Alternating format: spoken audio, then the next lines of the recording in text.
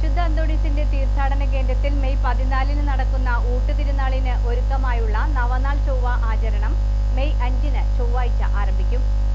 കിഴക്കിന്റെ പാതുവ എന്നറിയപ്പെടുന്ന ചെട്ടിക്കാട് വിശുദ്ധ അന്തോണീസിന്റെ തീർത്ഥാടന കേന്ദ്രത്തിൽ മെയ് 14 നടക്കുന്ന ചരിത്രപ്രസിദ്ധമായ ഊട്ടുതിരുനാളിനൊരുക്കമായുള്ള നവനാൾ ചൊവ്വ ആചരണം മാർച്ച് 5 ആരംഭിക്കും. തുടർച്ചയായി 9 ചൊവ്വാഴ്ചകളിൽ പ്രത്യേക നിയോഗം സമർപ്പിച്ചുകൊണ്ടുള്ള പ്രാർത്ഥനാ ശുശ്രൂഷകൾക്ക് പ്രമുഖ വൈദിക ശ്രേഷ്ഠന്മാർ കാർമ്മികത്വം വഹിക്കും. നവനാൾ ചൊവ്വകളിൽ രാവിലെ 6:15, 8, 10:30, വൈകിട്ട് 3, 5, 6:30 ദിവ്യബലി, നൊവേന, ആരാധന, പ്രത്യേക നിയോഗം സമർപ്പിച്ചു കൊണ്ടുള്ള പ്രാർത്ഥന എന്നിവ നടക്കും. വിശുദ്ധ അന്തോണീസിന്റെ 3 തിരുശേഷിപ്പുകളായ അഴുകാത്ത നാവ്, കൈയുടെ അസ്ഥി, സഭാവസ്ത്രത്തിന്റെ ഒരു ഭാഗം എന്നിവ സൂക്ഷിച്ചിരിക്കുന്ന ഇന്ത്യയിലെ ഏക ദേവാലയമായതിനാൽ നവനാൾ ദിനങ്ങളിൽ നാനാജാതി മതസ്ഥരായ തീർത്ഥാടകരുടെ തിരക്ക് കണക്കിലെടുത്ത് തിരുശേഷിപ്പുകൾ വണങ്ങുന്നതിനും വിശുദ്ധന്റെ അത്ഭുതരൂപം ദർശിക്കുന്നതിനും പൊന്നാവ് നേർച്ചയ്ക്കും അടിമ സമർപ്പണത്തിനും വിപുലമായ ക്രമീകരണങ്ങൾ ഏർപ്പെടുത്തിയിട്ടുള്ളതായി rector father doctor Benny Vazhakoottathil, father Ajay Antony Puthenparambil എന്നിവർ അറിയിച്ചു.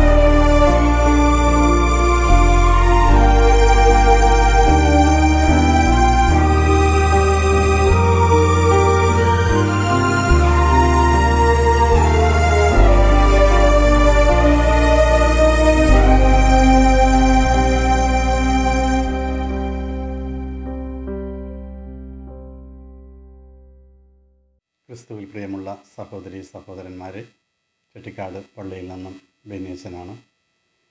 എല്ലാവർക്കും ദൈവാനുഗ്രഹങ്ങൾ നേരുന്നു. ചെട്ടിക്കാട് അന്തോണീസ് പുണ്യവാൻ്റെ ഈ തീർത്ഥാടന കേന്ദ്രം വലിയൊരാഘോഷത്തിന് വേണ്ടിയിട്ട് ഒരുങ്ങുകയാണ്.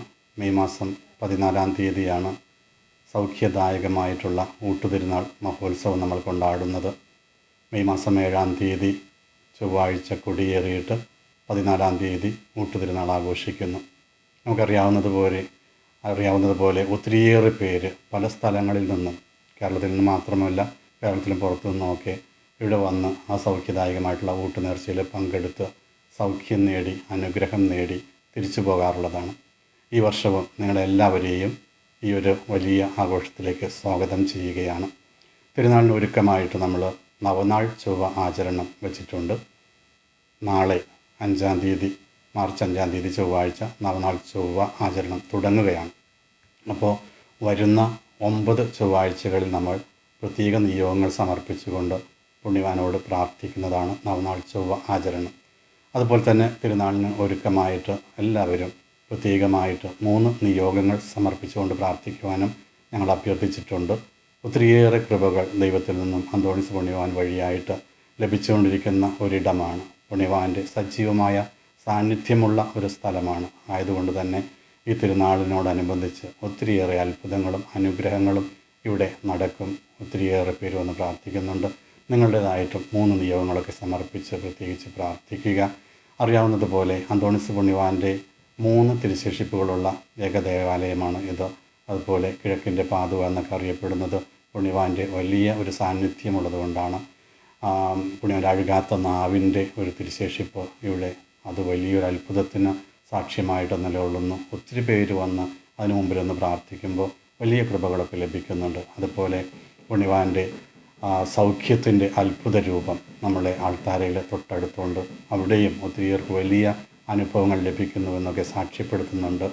ഈ വലിയ കൃപകൾ ഇനിയും ഒത്തിരിയേറെ പേർക്ക് ലഭിക്കട്ടെ എന്ന് പ്രാർത്ഥിക്കുന്നു, ആശംസിക്കുന്നു. തിരുനാളിലേക്ക്, നവനാൾ ചൊവ്വകളിലേക്ക് എല്ലാവരെയും ഹാർദവമായി സ്നേഹപൂർവ്വം സ്വാഗതം ചെയ്യുന്നു.